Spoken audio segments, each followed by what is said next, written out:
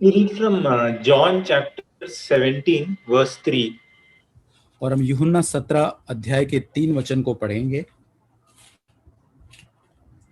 It says there that Jesus said that this is eternal life, that they may know you, the only true God, and Jesus Christ whom you have sent. और वहां लिखा है, और अनंत जीवन यह है कि वे तुझ एकमात्र सच्चे परमेश्वर को और यीशु मसीह को जिसे तूने भेजा है जाने। So the Christian life is a journey in knowing Christ. और मसीही जीवन जो है वो यीशु मसीह को जानने की एक यात्रा है। So when we know more and more Jesus, about not about Jesus but Himself. और जहां इस यात्रा में अंदर हम यीशु के बारे में नहीं लेकिन स्वयं यीशु को जानते हैं। So there's a difference between knowing about Christ and knowing Christ Himself. और यीशु मसीह के बारे में जानना और यीशु को जानना, उसके अंदर अंतर है। Like I may know about the Prime Minister of India. और उदाहरण के तौर पर मैं हमारे भारत के प्रधानमंत्री के बारे में बहुत कुछ जान सकता हूं। But I don't know him. लेकिन मैं उनको नहीं जानता व्यक्तिगत रूप से। I don't know how he is in his private life. I don't know his how he behaves and all those things I don't know. और मैं उनको उनके व्यक्तिगत जीवन के बारे में, उनके और अन्य बातों के अंदर मैं नहीं जानता उनके बारे में। So like that many people know about Christ, but they don't know Christ. उसी प्रकार बहुत सारे लोग जो आज है वो मसीह के बारे में जानते हैं बहुत कुछ, लेकिन स्वयं यीशु मसीह को व्यक्तिगत रूप से नहीं जानते हैं। So Holy Spirit has come to reveal Christ. और पवित्र आत्मा इसलिए आया कि वो मसीह को हम पर प्रकट करे। So that is one of the most important function of the Holy Spirit. और ये पवित्र आत्मा का मुख्य कार्य है। Jesus said in John 16:13, but when the Spirit of truth comes, he will guide you into all the truth. और यीशु मसीह ने यूहन्ना 16 उसका 13 वचन में इस प्रकार कहा कि परंतु जब वह सत्य का आत्मा आएगा तो तुम्हें सब सत्य मार्ग बताएगा। He will not speak on his own initiative, but what he hears he will speak. क्योंकि वह अपनी ओर से न कहेगा, परंतु जो कुछ सुनेगा वही कहेगा। So one thing which we know from the Holy Spirit is it will speak to us. और पवित्र आत्मा के संदर्भ में ये बात हम जानते कि वो हमसे बात करेगा। So that is why our ears should be open to hear what the Holy Spirit wants to talk to us. और इसलिए पवित्र आत्मा जो हमसे बात करना चाहता है उसे सुनने के लिए हमारे कान खुले होने चाहिए। And then it says it will disclose to you what is to come. और वहां आगे वो कहता है कि आने वाली बातें तुम्हें वो बताएगा। So that means if there is a situation where I am, Holy Spirit will warn me in advance what is going to come. और कोई परिस्थिति में जहां पर हूं तो आने वाली परिस्थिति को जानकर पवित्र आत्मा मुझे चेतावनी देगा। It will prepare me in advance for any temptation I am going to face. और वो पहले ही जो परीक्षण का सामना मैं आगे करने जा रहा उसके लिए वो मुझे तैयार करेगा। And if I am sensitive to his voice, I can avoid falling into sin. और यदि मैं उसकी आवाज के प्रति संवेदनशील हूं तो उस पाप में गिरने से मैं बच सकता हूं। Then it says he will glorify me, for he will take of mine and will disclose it to you. और 14 वचन में कहता है वह मेरी महिमा करेगा क्योंकि वह मेरी बातों में से लेकर तुम्हें बताएगा। That means Holy Spirit will glorify Christ. और इसका मतलब पवित्र आत्मा यीशु मसीह को महिमावंत करेगा। And if I am filled with the Holy Spirit, my desire will be to glorify Christ. और उसी प्रकार यदि मैं पवित्र आत्मा से भरा हुआ रहूंगा तो मेरी इच्छा भी यीशु मसीह को महिमावंत करने की होगी। And then it says he will take of mine and will disclose it to you. वो आगे कहता है कि मेरी बातों में से लेकर तुम्हारे ऊपर वो प्रकट करेगा। That means it will reveal more and more of the life of Christ and it will show me how Jesus is. इसका मतलब और अधिक और यीशु मसीह का जीवन मुझ पर प्रकट करेगा, बताएगा कि यीशु मसीह का जीवन कैसा था। I mean, he will show. Yeah. और वो हमको बताएगा। Because Holy Spirit is a person, and we always have to think of Holy Spirit as a person. और पवित्र आत्मा है, एक व्यक्ति है, और हमें हमेशा पवित्र आत्मा के बारे में एक व्यक्ति के समान सोचना है। And Jesus says Holy Spirit is a helper for us. और यीशु मसीह ने कहा कि पवित्र आत्मा हमारा एक सहायक है। And in John 15:26, Jesus said, "When the helper comes, whom I will send to you from the Father, that is the Spirit of truth, who proceeds from the Father, he will testify about me." यीशु मसीह ने यूहन्ना 15 उसके 26 वचन में कहा है, परंतु जब वह सहायक आएगा जिसे मैं तुम्हारे पास पिता की ओर से भेजूंगा, वह सत्य का आत्मा जो पिता की ओर से निकलता है, वो मेरी गवाही देगा। So Holy Spirit reveals more and more of Jesus and his life to us. और पवित्र आत्मा अधिक से अधिक यीशु मसीह को और उसके जीवन को हम पर प्रकट करता है। That's why Jesus said that my peace I give to you. और इसलिए यीशु मसीह ने कहा कि मैं अपनी शांति तुम्हें देता हूँ। In the same way, Jesus said that my joy will be in you. और यीशु मसीह ने उसी प्रकार कहा कि मेरा आनंद तुम में बना रहेगा। So everything of the life of Jesus, Holy Spirit wants to give me. और यीशु मसीह के जीवन की सारी बातें पवित्र आत्मा मुझको देना चाहता है। That is why in John 17:26, Jesus said that यूहन्ना 17:26 में यीशु मसीह ने इसलिए कहा that I have made a name known to them and will make it known, so that the love with which you have loved me may be in them and I in them.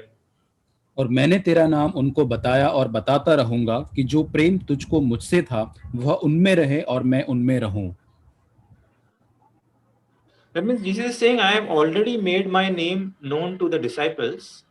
यीशु यहाँ पर कहता है कि मैंने पहले ही His Father's name known to the disciples. और वो कहता है जैसे मैंने पहले ही पिता के नाम को चेलों को प्रकट या बता दिया है। As if Jesus has already made the Father's name known to the disciples. यीशु मसीह ने पहले ही पिता के नाम को चेलों के ऊपर, शिष्यों पर प्रकट किया। And he says, I will make it known again. That means he will reveal more and more of the Father in the coming days. और आने वाले दिनों के अंदर और अधिक वो पिता की बातों को या पिता को और उन पर अधिक ज्यादा प्रकट करना चाहेगा। So what is the only thing I need to do to make progress in the Christian life is hear from the Holy Spirit. और मसीह जीवन के अंदर आगे बढ़ोतरी करने के लिए एक चीज जो मुझे करना है वो ये है कि मुझे पवित्र आत्मा को सुनना है। Receive from the Holy Spirit the life of Jesus. और यीशु मसीह का जीवन मुझे पवित्र आत्मा के द्वारा प्राप्त करना है। And depend on him to obey the commandments. और उस पर निर्भर होना है ताकि उसकी आज्ञाओं का पालन कर सकूं। In John 10:27, Jesus said, "My sheep hear my voice." और यूहन्ना 10:27 में यीशु मसीह ने कहा कि मेरे भेड़ें मेरी आवाज को सुनती है। And I know them and they follow. और वो कहता है कि वो मैं उन्हें जानता और वे मेरे पीछे पीछे चलती है।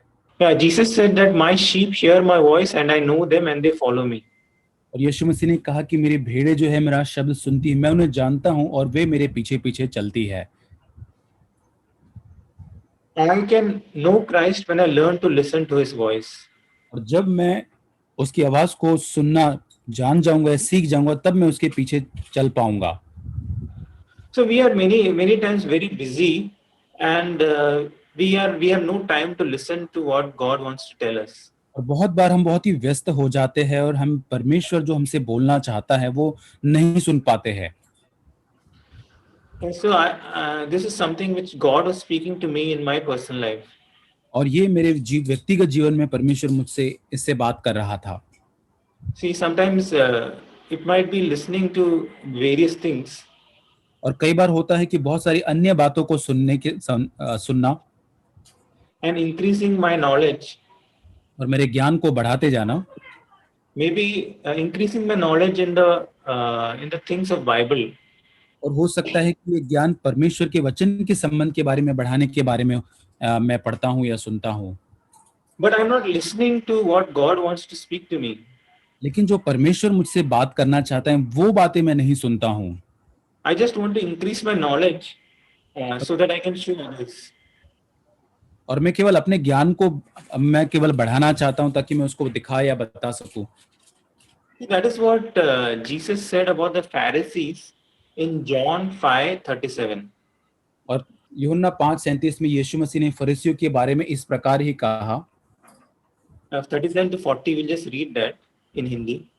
और 37 से 40 वचन तक पढ़ेंगे। यूहन्ना 5 उसका 37 से 40। और पिता जिसने मुझे भेजा है उसी ने मेरी गवाही दी है। तुमने न कभी उसका शब्द सुना और न उसका रूप देखा है, और उसके वचनों को मन में स्थिर नहीं रखते, क्योंकि जिसे उसने भेजा तुम उस पर विश्वास नहीं करते। तुम पवित्र शास्त्र में ढूंढते हो क्योंकि समझते हो कि उसमें अनंत जीवन तुम्हें मिलता है, और यह वही है जो मेरी गवाही देता है। फिर भी तुम जीवन पाने के लिए मेरे पास आना नहीं चाहते। So here Jesus says that these Pharisees, they search the scriptures. और यहाँ पर यीशु मसीह कहता है कि यहाँ फरीसी जो है वो वचन के शास्त्र भाग को खोजते थे, But they did not come to Jesus to find life. लेकिन वो यीशु मसीह के पास जीवन को पाने के लिए नहीं आते थे। So they thought that by reading the Bible and learning and acquiring knowledge, they will find life. और उन्होंने ये सोचा कि बाइबल पढ़ने से या फिर ज्ञान को बढ़ाने से वो उस जीवन को प्राप्त कर लेंगे, But they were not willing to come to Jesus. लेकिन वो यीशु मसीह के पास आने के लिए इच्छा नहीं रखते थे। So why they were unwilling to come to Jesus और is yeah. क्यों यीशु मसीह के पास आने के लिए उनके पास कोई इच्छा नहीं थी? That is because they were very proud. वो इसलिए था क्योंकि वो बहुत घमंड से भरे हुए थे। So they will not acknowledge their faults and they want to only acquire knowledge. अपनी गलतियों को वो नहीं मानते थे, लेकिन केवल ज्ञान को वो जानकारी या ज्ञान को वो बढ़ाना चाहते थे।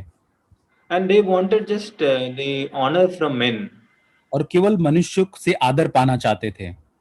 That is why Jesus said about them in John 5:44, how can you believe when you receive glory from one another and do not seek the glory that is from one and only God? और उसी अध्याय में 5 अध्याय के 44 वचन में यीशु कहता है, तुम जो एक दूसरे से आदर चाहते हो और वह आदर जो एकमात्र परमेश्वर की ओर से नहीं चाहते, किस प्रकार विश्वास कर सकते हो? So sometimes if we are too focused on what man is thinking, and we cannot come to Jesus to receive that life. और जब हम केवल मनुष्य हमारे बारे में क्या सोचता है, उसके आदर मान, उसके विचारों के बारे में सोचते हैं, तब हम ऐसी अवस्था में यीशु मसीह के पास नहीं आ सकते। And if I'm only interested in gaining more and more knowledge, I cannot come to Jesus to receive the real life of Jesus. और यदि मेरी रुचि केवल और अधिक ज्ञान या जानकारी प्राप्त करना है, तो मैं यीशु मसीह के पास उसका सच्चा जीवन प्राप्त नहीं कर सकता। So we need to ask God to give us a desire for life, not for knowledge. और हमें परमेश्वर से जीवन को खोजने की इच्छा मांगना है, जानकारी या ज्ञान बढ़ाने की नहीं। So in this new year, I was thinking that rather than listening to many messages, I need to always, even if one message, I need to receive the life of Jesus. और इस नए साल के अंदर में मैं सोच रहा था तैया कि बहुत सारे संदेशों को सुनने के बजाय केवल एक संदेश सुनूं और एक ऐसी बात जिससे मैं मसीह का जीवन प्राप्त कर सकूं। So that should be my passion in my life. और यही मेरे जीवन का एक मनोवेग होना चाहिए। So I was also thinking one more thing which can distract us from following or hearing from God is when we are focused on just serving Him. और एक बार मैं सोच रहा था कि परमेश्वर को सुनने से एक बात जो हमें विचलित या हमारे ध्यान को भंग कर सकती है कि उसकी कामों के अंदर व्यस्त रहना। So serving God is a very good thing. और परमेश्वर की सेवा करना या उसके लिए कोई कार्य करना अच्छी बात है। But I should not serve him without listening from him. लेकिन उसको सुने बिना उसकी सेवा मुझे नहीं करनी चाहिए। So if I have a servant in my house, और उदाहरण स्वरूप मेरे घर में यदि कोई दास या काम करने वाला है and if she does so many things here and there in the house, just shifts the furniture here and there and does many things, और वो मेरे घर के अंदर बहुत सारी चीजें करती है, काम करती है, यहाँ से वहाँ फर्नीचर को हटाती है, बहुत सारी चीजें वो करती है घर के अंदर। but that servant does not listen to what the master wants to do. लेकिन वो दासी ये नहीं जानती कि ये नहीं सुनती कि उसका स्वामी उससे क्या करवाना चाहता है। Then that servant is a nuisance in the house. तो वो जो है, वो जो दासी जो है, वो किसी काम की नहीं घर के अंदर। So that is how if we do so many things and not listen to what God wants to tell us, then we cannot build the church. और उसी प्रकार कई बार हम बहुत सारी चीजें करने की कोशिश करते हैं परमेश्वर को सुने बिना, तब हम उसकी मंडली के अंदर किसी भी प्रकार में उसको निर्माण नहीं कर सकते। And even in our life, we all need to develop a habit of listening to God every day. और हमारे प्रतिदिन के जीवन के अंदर भी परमेश्वर को सुनने की आदत को हमको विकसित करना है। We read of a story of Mary and Martha in Luke 10:38 to 42. और लूका 10 अध्याय के अंदर हम मार्था और मरियम के बारे में सुनते हैं, उसके 38 से 42 वचन में। We see that Mary was sitting at Jesus' feet and listening. और वहां पर हम देखते हैं कि मरियम वहां यीशु मसीह के चरणों पर बैठकर सुन रही थी। Verse 40 says, but Martha was distracted with all her preparations. और वहां 40 वचन में लिखा है कि परंतु मार्था सेवा करते करते घबरा गई और बहुत सारी चीजों से वो विचलित थी। So when it says Martha was distracted, I feel that first Martha also might have sat there. और यहाँ पे लिखा है कि परंतु मार्था जो है वहां से विचलित हुई या उसका ध्यान वहां से भंग हुआ। मुझे ऐसा लगता है कि वो पहले वो यीशु के चरणों पर शायद बैठी होगी। Then she got distracted because there was a lot of cooking and lot of things to be done. और उसके बाद बैठने के बाद उसके मन में आया होगा कि मुझे अभी खाना पकाना है, बहुत सारी चीजें उसके मन में आई होगी काम के संदर्भ में। And she was not distracted for doing anything sinful. और कोई पाप में चीजें करने के कारण उसका मन ध्यान नहीं भटका था या विचलित नहीं हो रहा था, But she was doing good things. और वो अच्छी चीजें कर रही थी। She was preparing food and all those dishes for Jesus and his disciples. और यीशु और उसके शिष्यों के लिए वो अच्छा खाना पका रही थी उनके भोजन के लिए। And we know that preparing food for 12 people plus Jesus and Lazarus and everyone is not an easy task. और हम सब जानते हैं कि यीशु मसीह, उसके शिष्यों, लाजरस, उनके लिए खाना बनाना ये कोई आसान काम नहीं था। And that is why she had a complaint in her heart when Mary did not come inside to help her. और जब मरियम भीतर आकर उसकी सहायता नहीं करने आई, तब उसके मन में एक शिकायत आई। She says, Lord, don't you care that my sister has left me alone to do all the serving? और वो कहती है, प्रभु क्या तुझे कुछ भी चिंता नहीं कि मेरी बहन ने मुझे सेवा करने के लिए अकेले ही छोड़ दिया है? And this is the word which I wanted to focus, where Jesus said to her, Martha, Martha, you are worried and bothered about so many things. और यहाँ पर मैं हम ध्यान को लगाना चाहता हूँ, खासकर यीशु मसीह ने जो उसको कहा, हे मार्था, तो बहुत बातों के लिए चिंता करती और घबराती है। But only one thing is necessary. परंतु एक बात ही केवल आवश्यक है। For Mary has chosen the good part which shall not be taken away from her. और उस उत्तम भाग को मरियम ने चुन लिया है और उससे वो कभी छीना न जाएगा। So in this new year, I was thinking that we all have to choose this good part which will not be taken away from us. और इस नए साल के अंदर हमें इस उत्तम भाग को चुनना है जो हमसे कभी भी लिया न जाएगा। So what it means is, if I sit at Jesus' feet and listen to him, और इसका मतलब क्या है कि यदि मैं यीशु के चरणों पर बैठकर उससे सुनता हूँ, and what I receive from Jesus at that time, that good part will never be taken away from me. और उस वहां पर बैठने के द्वारा मैं यीशु मसीह से जो प्राप्त करता हूँ वो उत्तम भाग मुझसे कभी भी लिया ना जाएगा। That does not mean that we will only sit at Jesus' feet and never serve him.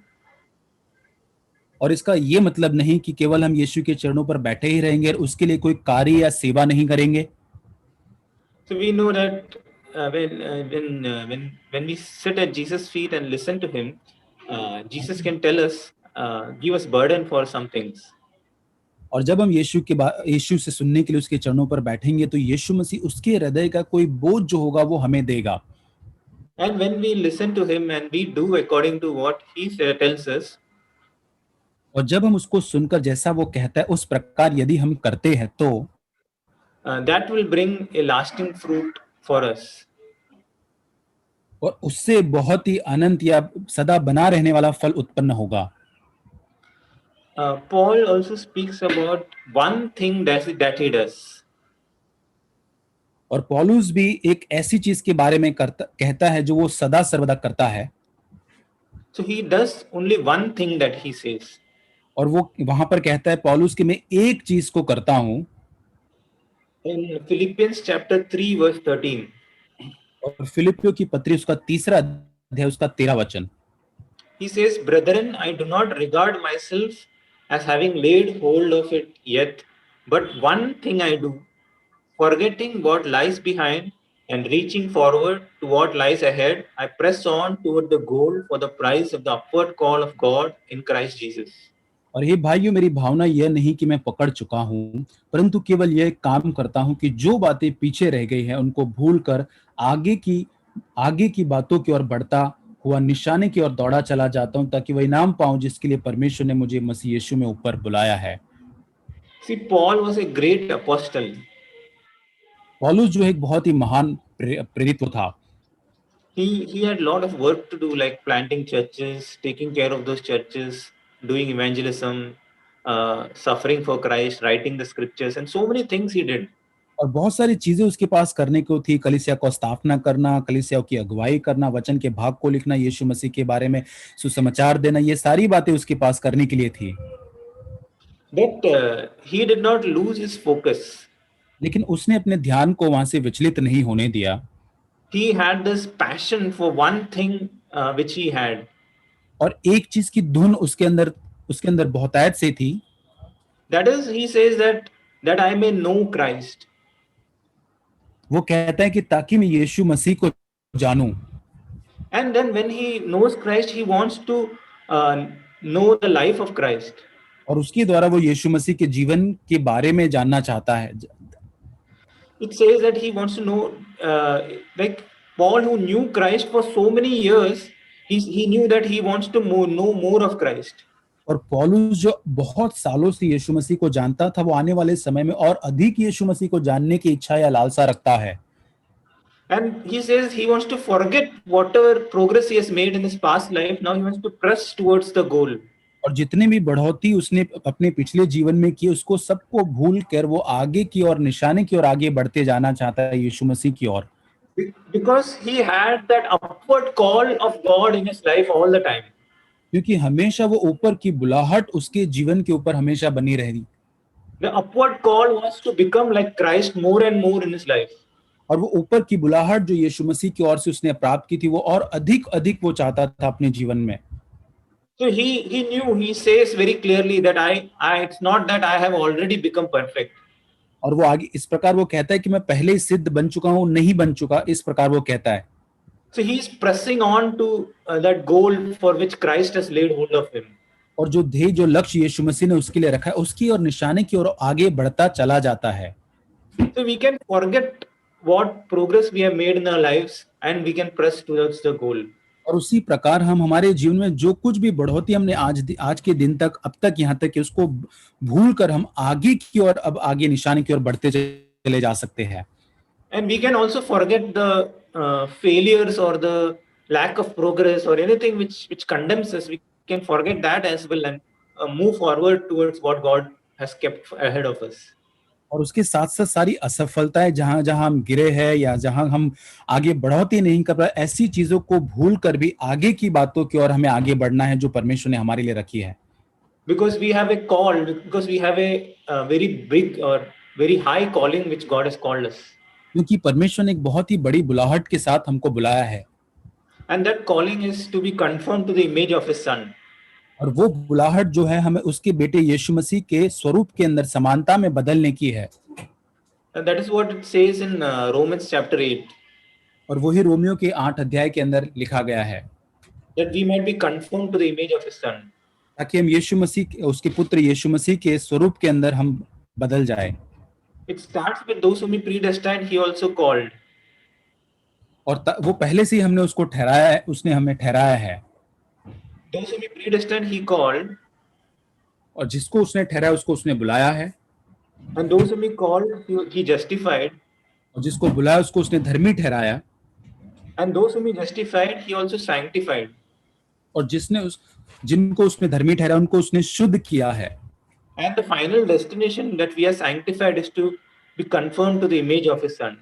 और इसलिए हमें शुद्ध किया गया है, धर्मी ठहराया गया है, ताकि हम अंतिम जो हमारा ध्येय जो उसके पुत्र यीशु मसीह की समानता में बदलने के लिए है। And when we allow God to speak to us every day, और जब हम परमेश्वर को अनुमति देते हैं कि वो हमसे प्रतिदिन बात करे, that is what God will show us many areas in our life where we want to, when we have to make progress. वहां पर हम बहुत सारे हमारे जीवन के क्षेत्रों को देख पाएंगे कि जहां हमें बढ़ोतरी करने की जरूरत है। And another way which God works in our lives is through our circumstances. और एक तरीका जिससे परमेश्वर हमारे जीवन में कार्य करता है वो परिस्थितियों के द्वारा होता है। So God wants to speak to us in every circumstances that he allows in our lives.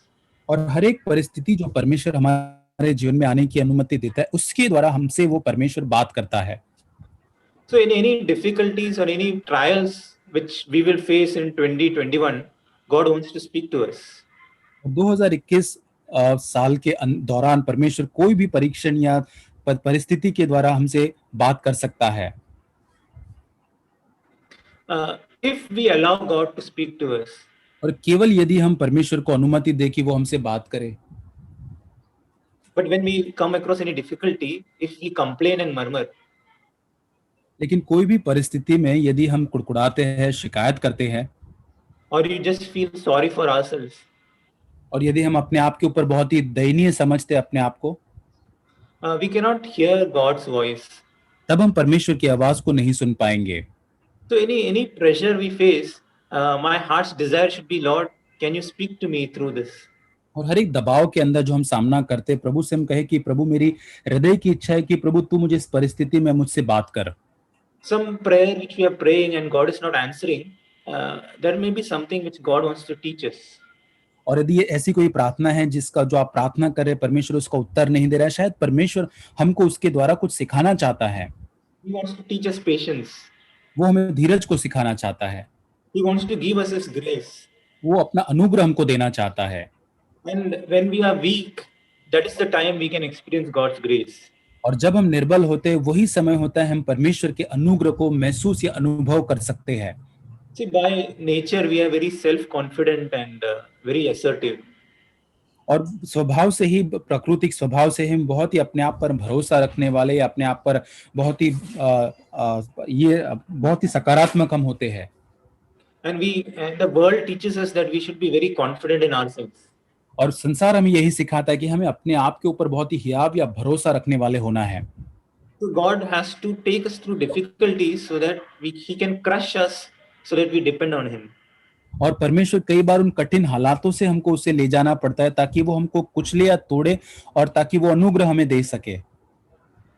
We see in 2 Corinthians chapter 12 verse 7 to 10 about Paul. दूसरे कुरिन्थियों के 12 अध्याय के अंदर 7 वचन से आगे हम पौलुस के बारे में देखते हैं। So we read that in midst of the trials, we read that because of the surpassing greatness of the revelation, for this reason, to keep me from exalting myself, there was given me a thorn in the flesh, a messenger of Satan, to torment me, to keep me from exalting myself.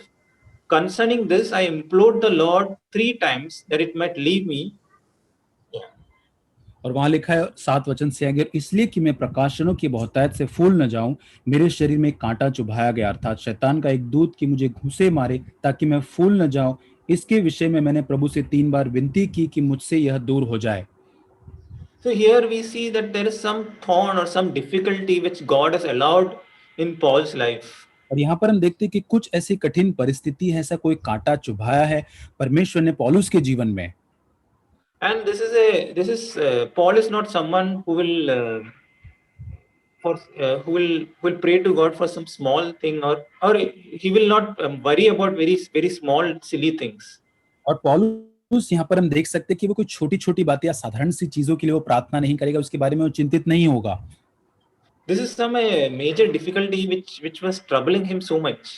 और ऐसा है कि यहाँ पर कोई ऐसी बड़ी कठिनाई हो सकती है या परीक्षा हो सकती है, बहुत ही उसे वो उसमें वो संघर्ष कर रहा है या तकलीफ में वो है उसके कारण।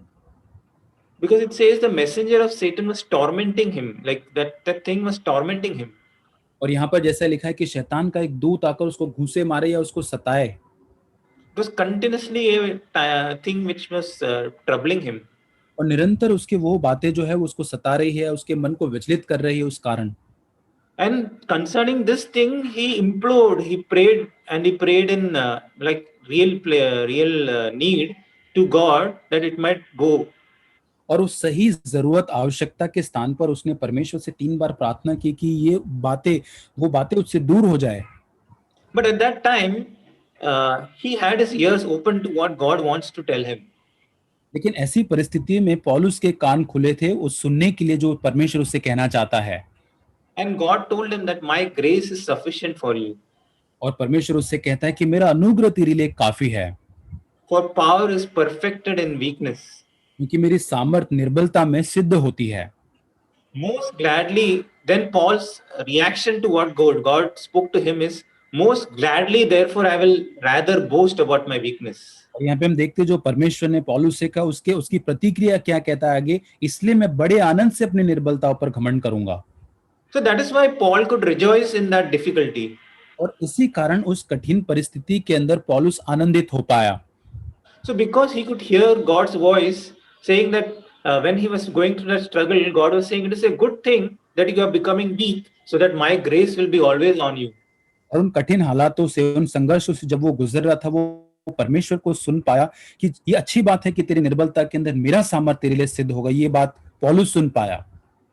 Then he says that therefore I am well content with weaknesses, with insults, with distresses, with persecutions, with difficulties for Christ's sake. और वो आगे 10 वचन में कहता है, इस कारण मैं मसीह के लिए निर्बलता और निंदा और दरिद्रता उपद्रव और संकट में प्रसन्न हूँ, क्योंकि जब मैं निर्बल होता हूँ तब भी मैं बलवंत होता हूँ।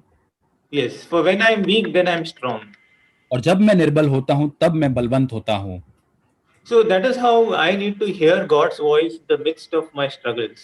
और मेरे उसी प्रकार मेरे जीवन के संघर्षों के मध्य में मुझे परमेश्वर की आवाज को सुनना है। That sometimes somebody insults me, God will say, yeah, Danny, it's a good thing for you. It will keep you humble. और जब मेरा कोई अपमान करता है तो मैं परमेश्वर से इस बात को मुझे सुनना है कि डैनी ये तेरे लिए अच्छा है, क्योंकि इससे तू नम्र बना रहेगा। And sometimes when I'm going to do something and it doesn't succeed in the way I thought, God will speak to me that it is a good thing. और जब मैं कोई बात करने के लिए आगे बढ़ता और उस बात में उस काम में मुझे सफलता नहीं मिलती तो परमेश्वर को यदि मैं सुनूं तो परमेश्वर कहेगा कि ये तेरे लिए अच्छा है। That I will learn to depend on God rather than my own smartness. और अपनी बुद्धि अपनी सामर्थ्य के ऊपर भरोसा रखने से अधिक मैं परमेश्वर पर निर्भर होना सीखूंगा। So that is always something which God speaks to us in all our circumstances. और इसी प्रकार हमारे जीवन की सारी परिस्थितियों के मध्य में परमेश्वर हमसे निरंतर बातें करता है। And in the midst of our job, in the midst of our everyday work, in the midst of home, when we bring up children, everywhere, God wants to speak to us. और हमारे प्रतिदिन के काम की जगह पर जब हम काम पर होते हैं, हमारे जॉब पर या हमारे घर में हमारे बच्चों की परवरिश करते समय परमेश्वर प्रत्येक क्षण हमसे बात करता है। Even when we go through any financial struggles, God wants to speak to us. और यदि हमारे जीवन के अंदर हम आर्थिक कठिनाइयों में से गुजरते हो वहां पर भी परमेश्वर हमसे बात करना चाहता है। We see that Paul says in Philippians chapter 4, 12 and 13. और फिलिपियो 4 अध्याय में पौलुस 13 और 14 में इस प्रकार कहता है।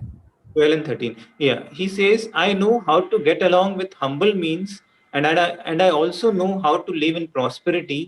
In any and every circumstances, I have learned the secret of being filled and going hungry, both of having abundance and suffering need. I can do all things through him who strengthens me. पौलुस यहाँ पे फिलिप्पियों की पत्री 4:12-13 में कहता है, मैं दिन होना भी जानता हूँ और बढ़ना भी जानता हूँ। हर एक बात और सब दशाओं में मैंने तृप्त होना, भूखा रहना और बढ़ना घटना सीखा है। जो मुझे सामर्थ देता है उसमें मैं सब कुछ कर सकता हूँ। So Paul suffered sometimes in tremendous financial needs. और पौलुस ने अपने जीवन के अंदर बहुत ही आर्थिक कठिनाइयों का या जरूरतों का भी सामना किया है, But he took that as a learning to be content in all situations. और उसने अपने जीवन में एक पाठ या एक सीख के समान लिया ताकि वो अपने जीवन के अंदर वो हर रीति से संतुष्ट रह सके। And then he says, I have learned the secret of being content in every situation. और वो आगे कहता है कि हर चीज के अंदर तृप्त या संतुष्ट होना मैंने उस रहस्य को जान लिया है। So I also need to learn that in my if I don't have a financial struggle, I cannot learn that secret. और यदि मेरे जीवन के अंदर आर्थिक कठिनाइयां या आर्थिक ऐसी समस्या नहीं तो इस रहस्य को जो पौलुस यहाँ पर सीखा वो शायद मैं नहीं सीख पाऊंगा। And if there is no difficulty in my life, I cannot learn that I can rejoice in the Lord in that situation. यदि मेरे जीवन में तकलीफ या कठिन हालात नहीं तो यहाँ पर जैसे हर एक परिस्थिति में पौलुस आनंदित रहने के बारे में क्या वो नहीं सीख पाऊंगा। See, Paul was writing this when he was in the jail. और पौलुस ये कब लिख रहा है? जब वो बंदीगृह के अंदर है, जेल के अंदर से वो ये पत्र को लिख रहा है। He says in Philippians 4:4, rejoice in the Lord always. Again, I will say rejoice. और फिलिपियो 4:4 में कहता है कि प्रभु में सदा आनंदित रहो। मैं फिर से कहता हूँ प्रभु में आनंदित रहो। He was not preaching a sermon or thinking about something and making something but he was saying that I have learned to rejoice always.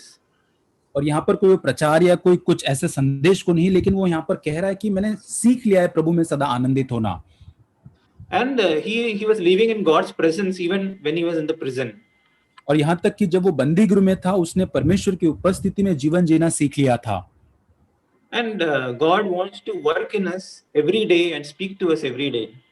और परमेश्वर प्रतिदिन हमारे जीवन के अंदर कार्य करना चाहता है और हमसे बात करना चाहता है। In Philippians chapter 2 verse 12 and 13 we can just read. और फिलिपियों की पत्री 2 अध्याय उसका 12 और 13 वचन। So then my beloved, just as you have always obeyed, not as in my presence only, but now much more in my absence, work out your salvation with fear and trembling, for it is God who is at work in you, both to will and to do for his good pleasure. और वहां कहता है, इसलिए हे मेरे प्रियो, जिस प्रकार तुम सदा से आज्ञा मानते आए हो वैसे ही अब भी न केवल मेरे साथ रहते हुए पर विशेष करके अब मेरे दूर रहने पर भी डरते कांपते हुए अपने अपने उद्धार का कार्य पूरा करते जाओ, क्योंकि परमेश्वरी है जिसने अपनी स्वेच्छा निमित्त तुम्हारे मन में इच्छा काम दोनों बातों के करने का प्रभाव डाला है। So God is at work in us. परमेश्वर हमारे जीवन में कार्य कर रहा है। And when God works in us, God just wants us that whatever he shows us, we work it out with fear and trembling. और जब परमेश्वर हमारे जीवन में कार्य करता है, जो बातें वो हमारे जीवन में प्रकट करता है, तो डरते कांपते हुए उन बातों को हम कार्य में या उन कामों को करें। In Philippians 2:5 it says that let this attitude, have this attitude in yourself which was also in Christ Jesus. और फिलिप्पी 2:5 में कहता है, जैसा मसीह यीशु का स्वभाव था वैसा ही तुम्हारा भी स्वभाव हो। So basically in that chapter if you read, it says about when we hear God's voice, we'll hear about in our everyday life our attitude which are not Christ-like. और यदि हम प्रतिदिन के जीवन में परमेश्वर की आवाज को सुनेंगे तो हम जान पाएंगे हमारे जीवन में उन स्वभावों को जो मसीह के समान नहीं है। For example, it says about do nothing about in selfishness or empty conceit. और जैसे लिखा है कि हम किसी भी स्वार्थ के हित या ऐसी कोई छोटी झूठी बातों की से हम कोई कार्य न करें। And it says where we should consider others as more important than ourselves. और वो कहता है कि हम औरों को हमसे बेहतर समझे। So there are a lot of these areas where we can work out, and God can show to us every day what areas we need to work out in these areas. और परमेश्वर हमें जो प्रतिदिन हमारे जीवन के अंदर क्षेत्रों को दिखाता है, उन क्षेत्रों के अंदर हम कार्य कर सकते हैं। In Hebrews 4:7 it says, if you hear his voice, today if you hear his voice, do not harden your heart. और इब्रानियों 4:7 में इस प्रकार वो कहता है, यदि आज तुम उसका शब्द सुनो तो अपने मनों को कठोर न करो। That means every day I have to hear God's voice and respond to it. इसका मतलब प्रतिदिन मुझे परमेश्वर की आवाज को सुनना है और उसे प्रतिक्रिया देना है। And every day God wants to renew our inner man. और प्रतिदिन परमेश्वर हमारे भीतरी मनुष्यत्व को नया करना चाहता है। As it says in 2 Corinthians 4:16, और जैसे दूसरा कुरिन्थी 4:16 के अंदर कहता है, it says that our outer man is decaying, और वहां कहता है कि इसलिए हमारा बाहरी मनुष्यत्व है वो नाश होते जाता है, yet our inner man is being renewed day by day. तो अभी हमारा भीतरी मनुष्यत्व दिन प्रतिदिन नया होता जाता है। And we know that we have a blessed hope. और क्योंकि हमारे लिए हम जानते हैं कि एक धन्य आशा हमारे लिए है, As it says in 1 John 3:2 and 3, और पहला यूहन्ना 3 अध्याय में हम इसको पढ़ते हैं, that our hope is that we will see him and be like him. और हमारी आशा है कि हम उसको उसी प्रकार देखेंगे जैसा वो है, और तब हम उसके समान हम बन जाएंगे। And it says, everyone who has this hope in him will purify himself as he is pure. और तीसरे वचन में कहता है, जो कोई उस पर यह आशा रखता है वो अपने आप को वैसा ही पवित्र करता है जैसा वो पवित्र है। Amen. And may God help us in this year to hear his voice every day. और परमेश्वर हम सबों की सहायता करे इस नए साल के अंदर की प्रतिदिन हम उसकी आवाज को सुन सके। And because this is the most necessary thing, like Jesus said. और यीशु मसीह ने जैसे कहा कि बहुत ही आवश्यक, बहुत ही जरूरी बात यह है। And may God help us. प्रभु हमारी सहायता करे। मैं परमेश्वर को धन्यवाद करता हूँ। आज जो वचन अपन सुना है, एक चीज हमें जरूरी है, उस चीजों को हमारा जीवन में जिस प्रकार से पालन करना है बोल के। आज मैं कुछ वचन को परमेश्वर ने मुझसे मेरे जीवन में बात किया है। परमेश्वर जिस प्रकार से परमेश्वर के पास किस प्रकार से अपन चलना है, और मत्ती के सुवर्तमान में 8वां अध्याय में और 22 से लेकर 24 तक एक बार पढ़ लेंगे। और ये कहानी की सबको मालूम है, यीशु मसीह ने नाव में बैठा था जब ये स्टॉर्म आया है, जिस प्रकार से रोका है। सॉरी, लूक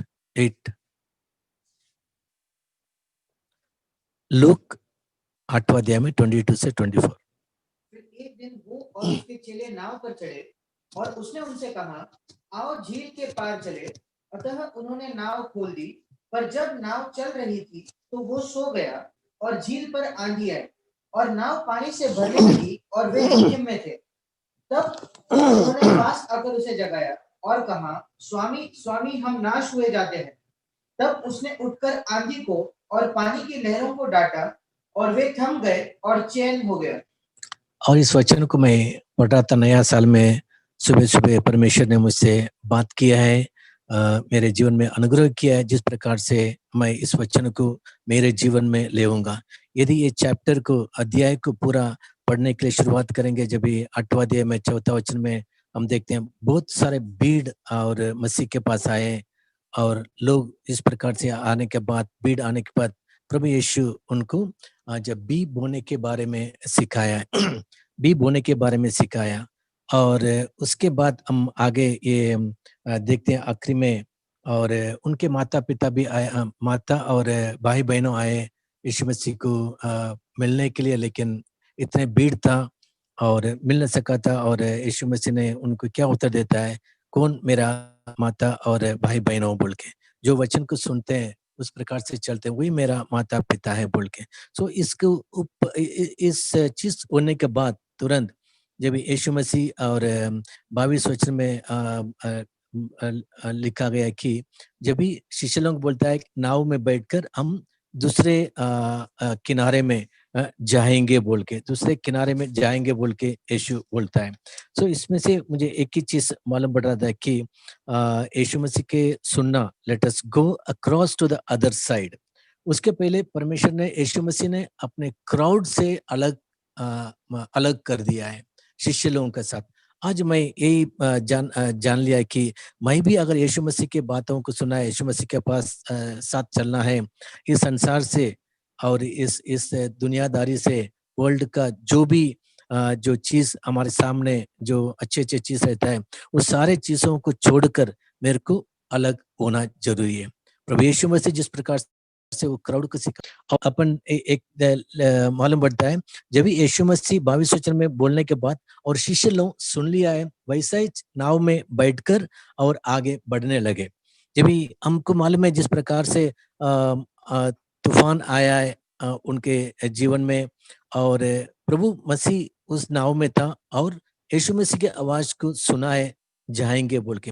आज मैं भी ये सुन रहा था कि यीशु मसीह ने बोलता है आइए अपन दूसरे किनारे में जाएंगे बोल के। मैं उस वचन को मैं सुनता है क्या, और जब ये सुनो तो वैसा ही मैं चलने के लिए आगे बढ़ता है क्या। ऐसा याकूब के पुस्तक में अध्याय 1 में 22 वचन में लिखा गया है कि यदि तुम सावधान रहो और तुम परमेश्वर का वचन को केवल सिर्फ सुनने वाला नहीं है और जैसा सुनते हैं वैसा करने वाला है।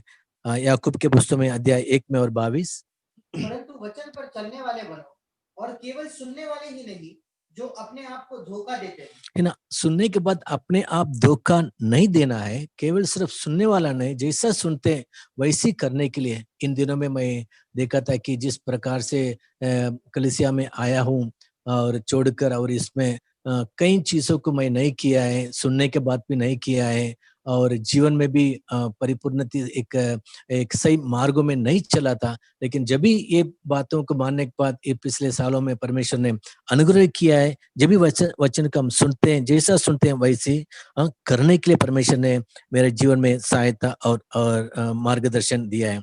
और मत्ती के सुवर्तमान में 11 अध्याय में 29 में पढ़ते हैं, यीशु मसीह ने क्या बोल रहा था कि मेरे से मुझसे सीखो बोल के, है ना। मेरा जुआ हल्का है इसलिए तुम मुझसे सीखो बोल के।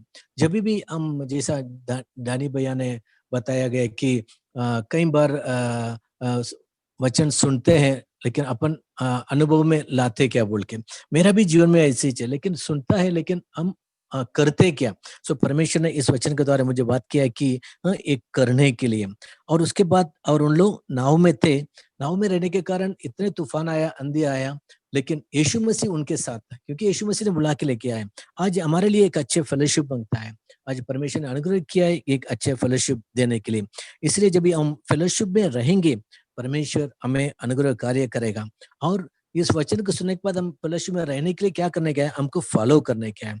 यीशु मसीह ने जिस प्रकार से शिष्य लोगों को बुलाया, जैसा मत्ती के 3 अध्याय में आप पढ़ते हैं, पीटर और एंड्रू, जेम्स, जॉन को जिस प्रकार से बुलाया, हर चीजों को छोड़कर यीशु मसीह के पीछे चल पड़े, है ना।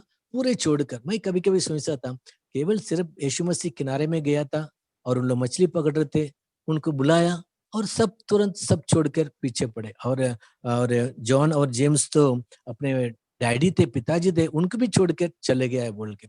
मैं कई बार सोचता था इसके बारे में, इन लोग कैसा पूरे उनका प्रोफेशनल कामों को छोड़कर यीशु मसीह के पीछे चला बोल के। मतलब मसीह में कुछ तो भी देख लिया, उसका वचन में कुछ तो भी गहराई था, उस परमेश्वर का वचनों में ताकत था। जैसा वचन में बताया गया है कि मेरा वचन दोनों तरफ से जैसा धार 2-edged sword बोल के। सो वचन उनके हृदय में छू लिया है। आज वो वचन मेरे हृदय में छू लिया है क्या, ताकि मैं यीशु मसीह के पीछे पीछे चलने के लिए। एक उदाहरण यीशु मसीह बोलता है मत्ती के सुवर्तमान में 19 अध्याय में, जैसा एक रिच मैन आता है परमेश्वर के राज्य के बारे में पूछता है और यीशु मसीह को बताता है कि मैं तो ये सारे जो नियमों को बचपन से मैं करता हूँ बोल के। यीशु ने उसको बताया गया कि ठीक है ये पूरा खत्म कर रहे हैं, और इसका मतलब तुम जाओ अपने जो धन दौलत को बेचो और कंगाल को दे के मेरे पीछे चलो बोल के। लेकिन वो 22 वचनों में वो दुख होके अपना सर नीचे डाल के वो चले गया है बोल के। मतलब पूरे पालन करते हैं, सब कुछ करते हैं अपने जीवन में, लेकिन किधर ना किधर हमारा जीवन कुछ चीजों में हम क्या हो जाता है, अटक जाता है, उधर रुकावट आ जाता है, ताकि परमेश्वर के साथ अंत तक नहीं जा सकता है। इसलिए लूका का सुवर्तमान में 4 अध्याय में 33 में यीशु ने डिसाइपलशिप के बारे में बताता है कि तुम सब कुछ नहीं छोड़ो तो मेरा शिष्य नहीं बन सकता है बोल के। We can not hold anything on our hand in our life.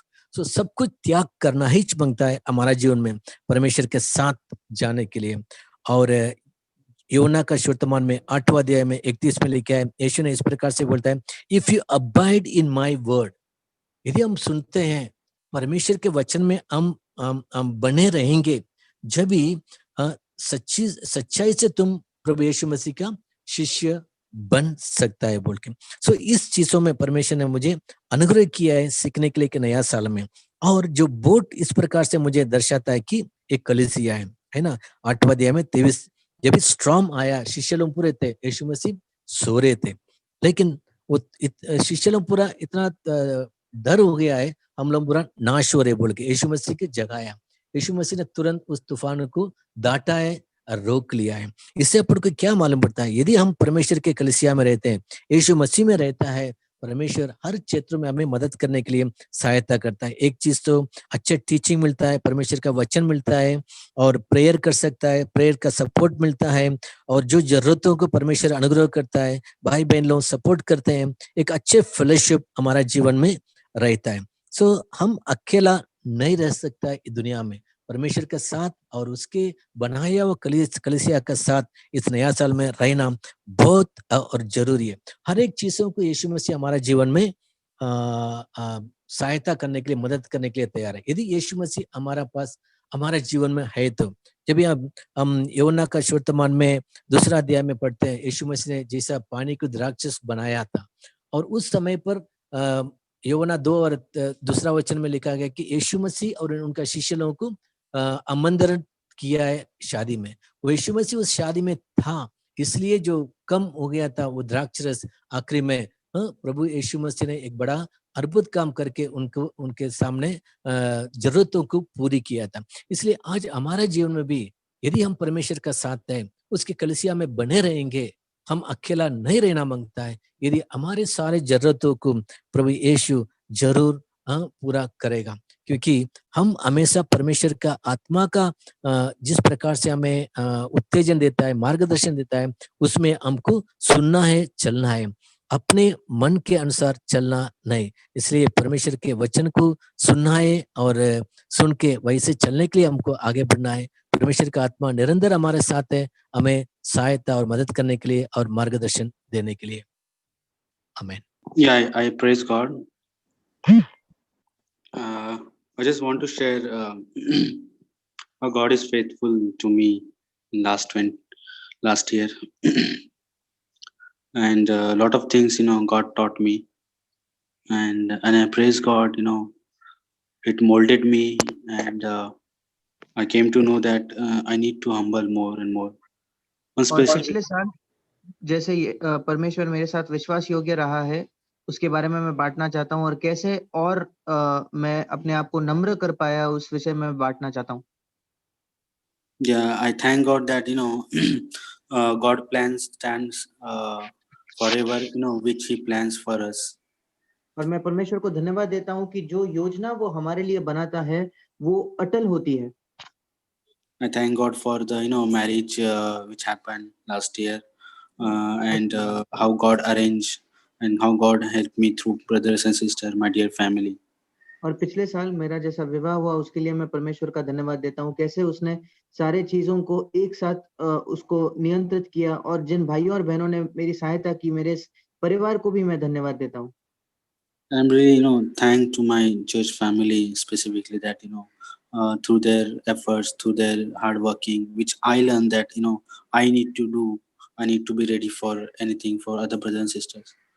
और मैं कलीसिया के उन भाई बहनों के लिए सचमुच बहुत धन्यवादित हूँ, जिन्होंने इतनी मेहनत की, इतना कुछ किया, और मैं उनसे सीख रहा था कि मुझे भी दूसरे लोगों के लिए ये सब करने के लिए तैयार होना है।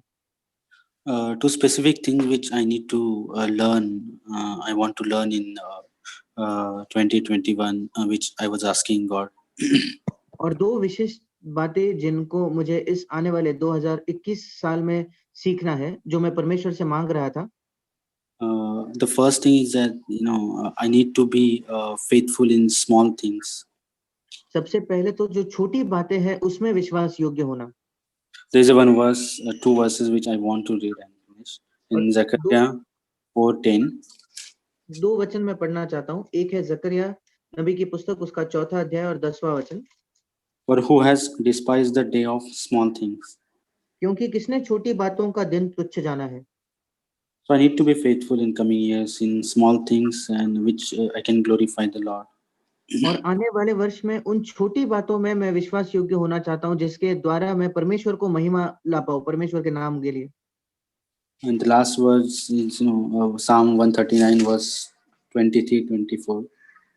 और उसके बाद भजन संहिता उसका 139 अध्याय और उसका 23 और 24 वचन। Search me, O God, and know my heart. Try me and know my anxieties, and see if there is any wicked way in me, and lead me in the way everlasting. हे परमेश्वर, मुझे जांच कर जान ले, मुझे परख कर मेरी चिंताओं को जान ले, और देख कि मुझ में कोई बुरी चाल है कि नहीं, और अनंत के मार्ग में मेरी अगुवाई कर। So may God help us, to see every day what is the thing in our hearts which hinders our progress, which makes Him sad.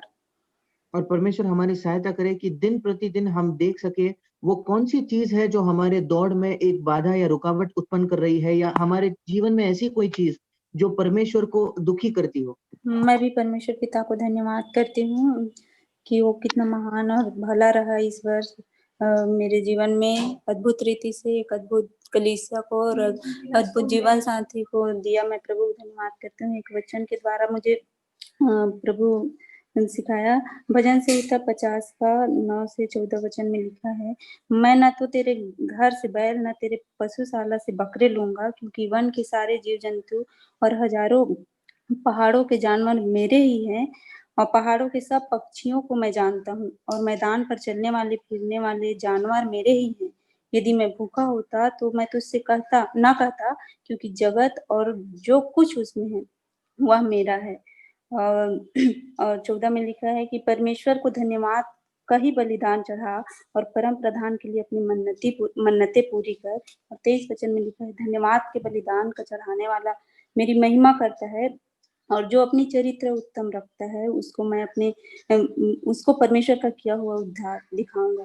तो ये वचन के द्वारा मैं बहुत आशीषित हुई और परमेश्वर को धन्यवाद करती हूँ कि मैं अपने जीवन को बचपन से लेकर आज तक सोच रही थी कि परमेश्वर की उस दया, उस करुणा को याद कर रही थी कि उसने मेरे लिए कैसे भला रहा सब बातों में, और उसका अनुग्रह मेरे जीवन में बना रहा। और एक चीज सिखा रहा था प्रभु कि ये संसार का कुछ भी मेरा नहीं है, संसार का जो कुछ मेरे पास है, जो कुछ प्रभु जो जीवन मैं आज एक कदम भी चलती हूँ तो जो चलने का सामर्थ्य मुझे मिल रहा है वो परमेश्वर ही मुझे दे रहा है।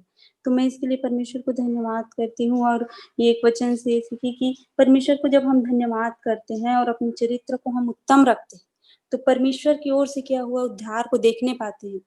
और वो उद्धार क्या है, और संकट के दिन में मुझे पुकार, मैं तुझे छुड़ाऊंगा और तू मेरी महिमा कर नहीं पाएगा।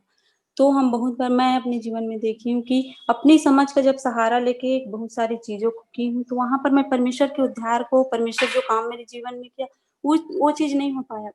लेकिन जब मैं परमेश्वर के उस अनुग्रह को धन्यवाद करके उस परिस्थिति के साथ जो है जीवन जीने लगी तो परमेश्वर के किए हुए उद्धार को और उस सामर्थ्य को देखने पाई हूँ।